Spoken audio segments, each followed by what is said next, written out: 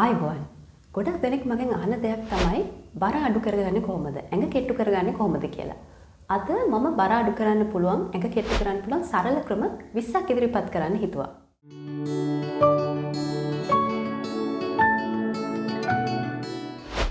ඔයාලගේ බර ප්‍රශස්ත මට්ටමේ තියනවද කියලා දල වශයෙන් BMI body mass index එක ඇසුරෙන් බලා ගන්න පුළුවන්. බර කිලෝග්‍රෑම් වලින් අරගෙන උසේ වර්ගයෙන් බෙදුවට පස්සේ ලැබෙන අගය 18.5 24.9 අතර තියෙනවා නම් ඔයාලගේ බර ප්‍රශස්ත මට්ටමේ තියෙනවා කියලා කියන්න පුළුවන්. හරි, අපි දැන් බලමු මේ ක්‍රම මොනවද කියලා. කෑම කන්න කලින් බඩ පිරෙන්න වතුර වීදුරුවක් බොන්න. එතකොට ඔයාලට තේරෙයි ඔයාලගේ තිබ්බ බඩගින්න සෑහෙන දුරකට අඩු වෙනවා කියලා. එතකොට ඔයාලට ගොඩක් කන්න හිතෙන්නේ නැහැ. ටිකක් කෑවම බඩ ෆුල් කියලා දැනෙනවා. ඔයාලා කන පිඟානේ සයිස් එක අඩු කරන්න. පොඩි භාජනයක කෑම කන්න පුරුදු වෙන්න. ජපානි මිනිස්සු කෑම කන විදිය ඔයාලා දැකලා තියෙනව නේද? එයාලා කෑම කන්නේ ගොඩක් පොඩි භාජනවල. මේකත් එක හේතුවක් ජපානි මිනිස්සු සාපේක්ෂව කෙට්ටු වෙන්න. පොඩි භාජනයක කෑම බෙදා ගන්නකොට අපිට හිතෙනවා භාජනේ පිරෙන්න බෙදාගත්ත කියලා. හැබැයි අපි ඇත්තටම කාලා තියෙන්නේ පොඩි amount එකක්, පොඩි ප්‍රමාණයක්. අපි සාමාන්‍යයෙන් කන්න පුරුදු වෙලා තියෙන්නේ බත් ගොඩකට ව්‍යංජන කරේස් ටික ටික බෙදාගෙන. ඔයාලා මේක රිවර්ස් කරන්න බලන්න. ඒ කියන්නේ බත් ටිකකට කරේස් ව්‍යංජන ගොඩක් බෙදා ගන්න. බත් ප්‍රමාණය කටවල් 3-4කට සීමා කරන්න. එළවලු, පලා වර්ග, ව්‍යංජන ගොඩක් වැඩිපුර බෙදා ගන්න. මේකෙන් ඔයාලා කන කාබෝහයිඩ්‍රේට් ප්‍රමාණය සෑහෙන අඩු වෙනවා. හැබැයි ව්‍යංජන වැඩිපුර බෙදා ගන්න හින්දා බඩගිනි දැනෙන්නේ නැහැ. කෑම මදි වගේ කියලා හිතෙන්නෙත් නැහැ. ව්‍යංජන වලින් බඩත් පිරෙනවා. දවස පුරාම හොඳට වතුර බොන්න. ඔයාලා බොන්න ඕන වතුර ප්‍රමාණය මැනගන්න පුළුවන් ඔයාලගේ බර කිලෝග්‍රෑම් වලින් අරගෙන ඒක මිලිලිටර් 50න් වැඩි කරන්න. උදාහරණයක් විදිහට කිලෝග්‍රෑම් 50ක් බර කෙනෙකුට දවසට ලීටර් 2.5ක්වත් වතුර පෙවෙන්න ඕනේ. මේ දේ බර අඩු වෙන්නේ කොහොමද? එකක් තමයි සමහර වෙලාවට තිබහින් ඉන්නකොට අපිට බඩගින්න කියලා වැරදියට තේරුම් අරගෙන කනවා. හැබැයි හොඳට වතුර බීලා ඉන්නකොට, හයිඩ්‍රේට් වෙලා ඉන්නකොට මේ දේ වෙන්නේ නැහැ. ඒ වගේම අපි හොඳට හයිඩ්‍රේට් වෙලා ඉන්න වෙලාවට අපේ පරිවෘත්තීය වේගය වැඩි වෙනවා. එතකොට අපි කාපු කෑමවල තියෙන කැලරීස් බර්න් වෙනවා, දහනය වෙනවා. අනවශ්‍ය විදිහට මහත් වෙන්නේ නැහැ. හොඳට වතුර බොනකොට නිකම්ම අපේ බඩගින්නත් අඩු වෙනවා. උදේ හිස්වරට තේ, කෝපි වගේ දේවල් බොන්නේ නැතුව මී පැණි, දෙහි නැත්නම් ලෙමන් දාලා හදන ඩ්‍රින්ක් එකක් බොන්න පුරුදු වෙන්න. ලා රස්නේ වතුර වීදුරුවකට මී පැණි තේ හැන්දක් සහ දෙහි හරි ලෙමන් ගෙඩියක් මිරිකලා මේ ඩ්‍රින්ක් එක හදා ගන්න පුළුවන්. මේකෙදී වතුර ඕනට වැඩිය රස්නේ වෙන්න හොඳ නැහැ. එතකොට මී පැණි අපේ ඇඟට අහිතකර වෙන්න පුළුවන්. ඒ වගේම ඔයාලා සැලකිලිමත් වෙන්න ස්වභාවික හොඳ ක්වොලිටි මී පැණි හොයාගන්න. ඔයාලා කැමති නම් මේකට සිනමන් කුරුඳු ටිකක් එකතු කරන්නත් පුළුවන්. මේ පානයෙන් ඔයාලගේ ඇඟේ තියෙන අනවශ්‍ය මේදේ ඉවත් වෙනවා වගේම ගොඩාක් හොඳ හෙල්ත් බෙනිෆිට්ස්, සෞඛ්‍ය ප්‍රතිඵල තියෙනවා. නිතර දෙවේලේ කන එක නතර කරන්න. ආහාර වේල් අතර නිරාහාරව ෆාස්ටිං ඉන්න පුරුදු වෙන්න. ඒ අතරට ගොඩක් හොඳින් වතුර බොන්න. මේ ඉන්ටර්මිටන්ට් ෆාස්ටිං කියන එක දැන් ගොඩක් ජනප්‍රියයි. දවසට පැය 10ක් 16ක් විතර නිරාහාරව ඉන්න එකේ ගොඩක් හොඳ සෞඛ්‍ය ප්‍රතිඵල තියෙනවා. ඔයාලට කරන්න තියෙන්නේ රෑ කෑම එක කලින් අරගන්න. 7ට කලින් ගන්න. ඊට පස්සේ දිගටම ෆාස්ටිං ඉන්න. උදේ කෑම ගන්න යන්න එපා. උදේ 11න් විතර පස්සේ දවල්ටත් එක ආහාර වේලක් ගන්න. ඒ අතරට ඔයාලට හොඳට වතුර බොන්න පුළුවන්. මේ විදිහට එක දිගට පැය 16ක් විතර ෆාස්ටිං ඉන්න එක ඔයාලට මුලින් කරන්න අමාරු වෙන්න පුළුවන්. ඒකින්ද ටික ටික ඔයාලා ෆාස්ටිං ඉන්න පැය ගන්න වැඩි කරන්න බලන්න. ඔයාලට පුළුවන් උදේ ආහාරය වෙනුවට මම අර කලින් කියපු මී පැණි දෙහි දාලා හදපු ඩ්‍රින්ක් එක ගන්න. ඒ වගේම ඔයාලට තද බඩගින්නක් ආවොත් ඒ වෙනුවට පොල් වතුර, තැඹිලි වතුර වගේ දෙයක් බොන්න පුළුවන් නම් ඒකත් ගොඩක් හොඳයි. මේ විදිහට ෆාස්ටිං ඉන්නකොට අපේ ඇඟේ තියෙන අනවශ්‍ය තැම්පත් මේදය කීටෝන්ස් වලට හැරෙනවා. එතකොට අපි ඉබේම කෙට්ටු වෙනවා, බර අඩු වෙනවා. පුරුද්දට කෑම කන එක නතර කරන්න. අපි ගොඩක් වෙලාවට කෑම කන්නේ පුරුද්දක් විදිහට, චාරිත්‍රානුකූලව, බඩගින්නට නෙමෙයි. ඉතින් ඔයාලට ඇත්තටම එක වෙලාවක බඩගින්නක් නැත්නම් කන්න යන්න එපා. අපි මේ විදිහට එක වේලක් දෙකක් මිස් කරා කියලා අපිට කිසිම හානියක් වෙන්නේ නැහැ. ඔයාලා ඇත්තටම ශාරීරිකව ගොඩක් මහන්සි වෙනවා නම් ඇඟට ඇත්තටම බඩගින්නක් තියෙනවා නම් විතරක් කෑම කන්න. සමහර වෙලාවට අපිට සමහර කෑම කන්න තද ආසාවක් එනවා. අපි ඒවට කියනවා ෆුඩ් ක්‍රේවින්ග්ස් කියලා. මේවා ඇත්ත බඩගින්නක් නෙවෙයි. පුළුවන් තරම් කෘත්‍රිමව සකස් කරපු අන්හෙල්දි කෑම කන එක අඩු කරන්න. ඒකට හේතු දෙකක් තියෙනවා. පළවෙනි දේ මේ කෑමවල ගොඩක් සීනි ලුණු මේ දේ අඩංගුයි. මේවා ඇබ්බැහිකාරක විදියට ක්‍රියා කරනවා. ඒ හින්දා මේ කෑම කන්න ඒවට තව තවත් ඇබ්බැහි වෙනවා. මේවා කන එක අඩු කරන්න, ලිමිට් කරන්න අමාරු වෙනවා. දෙවෙනි දේ මේ වගේ පොඩි ප්‍රමාණයක කැලරි ගොඩක් තියෙනවා. අපි කියනවා මේවා කැලරි ඩෙන්ස් ෆුඩ් කියලා. ඒ හින්දා මේ වගේ කෑම පොඩ්ඩක් කෑවත් ඉක්මනට මහත් වෙනවා. ඒ වෙනුවට ස්වභාවික පරිපූර්ණ ආහාර, හෝල් ෆුඩ් ආදේශ කරගන්න. මම මේ ගැන මේ වීඩියෝස් වල දිගට විස්තර කරලා තියෙනවා. ඔයාලට ඒවා බලලා මේ ගැන තව දැනුවත් වෙන්න පුළුවන්.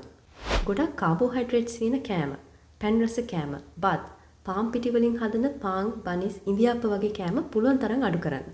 කාබෝහයිඩ්‍රේට්ස් ඇඟ ඇතුළේදී සීනි වලට හැරෙනවා.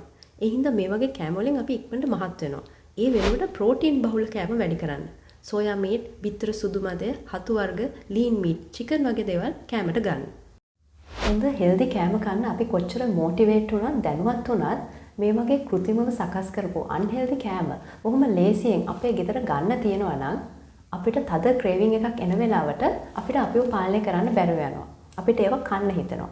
ඉතින් එහෙම කෑවට පස්සේ අපිට පස්සේ කල්පනා කරද්දී දුක හිතෙනවා අපරාධي අපි ඒ වෙලාවේ එච්චර ගොඩක් අන්හෙල්දි දේවල් කෑවේ කියලා. මෙන්න මේ දෙයට කරන්න පුළුවන් හොඳම දෙයක් තමයි මේ වගේ අන්හෙල්දි කෑම ගෙදරින් පුළුවන් තරම් අයින් කරන එක.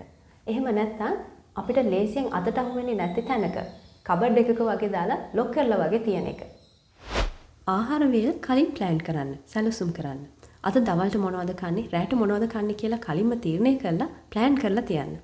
එතකොට ගොඩක් බඩගිනි වෙලා කන්න ඔන්න මෙන්න කියලා තියලා කන්නේ මොනවද කියලා කල්පනා කරද්දී ගොඩක් වෙලාවට කන්න හිතෙන්නේ පීසා, කොත්තු වගේ අන්හෙල්දි කෑම. ඒ වගේ දෙයක් කාලා පස්සේ කල්පනා කරද්දී හිතනවා අපරාධ මේ දේවල් කෑවේ වෙන හෙල්දි දෙයක් කන්න තිබ්බනේ කියලා. එතකොට පරක්කු වැඩි. කෙඳි සහිත කෑම වැඩි කරන්න. එළවලු, පළතුරු, පලා වර්ගවල ගොඩක් ෆයිබර්, කෙඳි තියෙනවා. මේ කෙඳි අපේ ආහාර රුචිය, ඇපිටයිට් එක ස්වභාවිකව අඩු කරනවා. එතකොට අපිට ගොඩක් කෑම කන්න හිතෙන්නේ නැහැ. ඉක්මනින් බඩ පිරෙනවා. මොනවාරි කන්න හිතන වෙලාවට කන්න පුළුවන් හෙල්දි ස්නැක්ස් හදලා තියන්න. ස්නැක්ස් විදියට පොප්කෝර්න්, පළතුරු, කැරට්ස්, පිපිඤ්ඤා වගේ එළවලු වර්ග, නට්ස් වර්ග, සීඩ්ස් පාවිච්චි කරන්න පුළුවන්. ඒ වගේම ඔයාලට ගෙදරදී නට්ස් සීඩ්ස් දාලා හෙල්දි නට් බාර්ස් වගේ දේවල් හදා ගන්නත් පුළුවන්. නට්ස් කනකොට දවසකට ග්‍රෑම් 5කට වඩා, ඒ කියන්නේ අහුරකට වඩා කන්න එපා.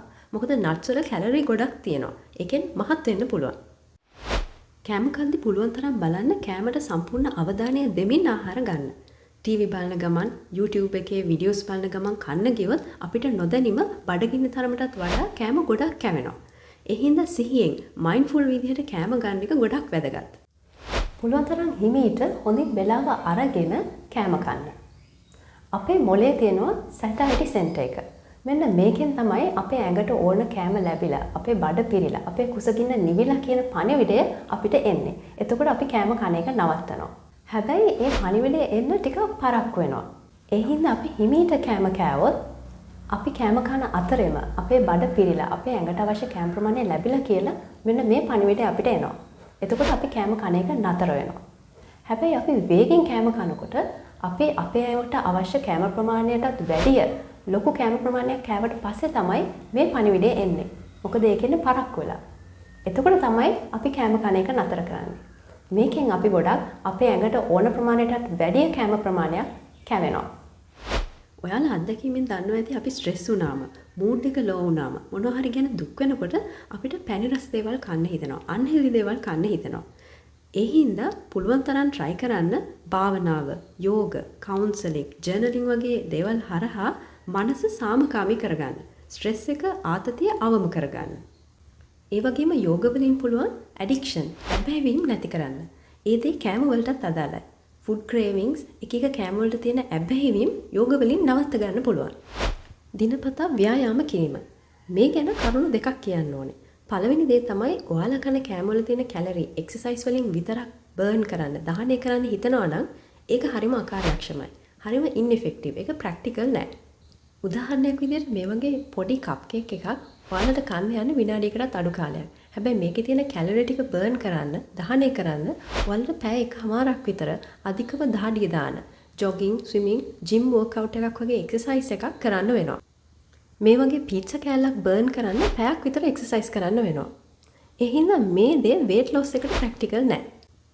හැබැයි රෙගියුලර් එක්සර්සයිස් කරලා අපිට අපේ ඇඟේ මසල් මෑස් එක, මාංශ පේශී වර්ධනය කරගන්න පුළුවන් නම් ඒක අපේ ඇඟේ අනවශ්‍ය මේදේ ඉවත් කරන්න, කෙට්ටු වෙන්න සෑහෙන උදව් වෙනවා.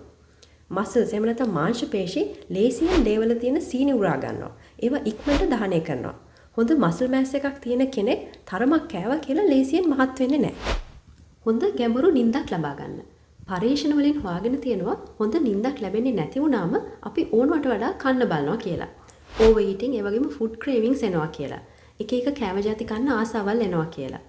කැලරිස් ගොඩක් තියෙන අන්හෙල්දි කෑම කන්න බලනවා කියලා. නිින්ද නැතිවීම අධික තරබාරුව එහෙම නැත්නම් ඔබේසිටි එකත් එක්ක සම්බන්ධයක් තියෙනවා කියලා. මේක ඔයාලා අත්දැකීමෙනුත් දන්නවා ඇති.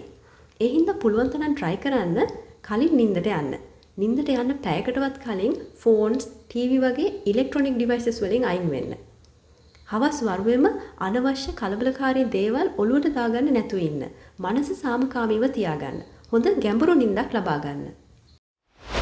සැහැල්ලු පහසුවෙන් දිරවන දෙයක් රෑ කෑමට ගන්න.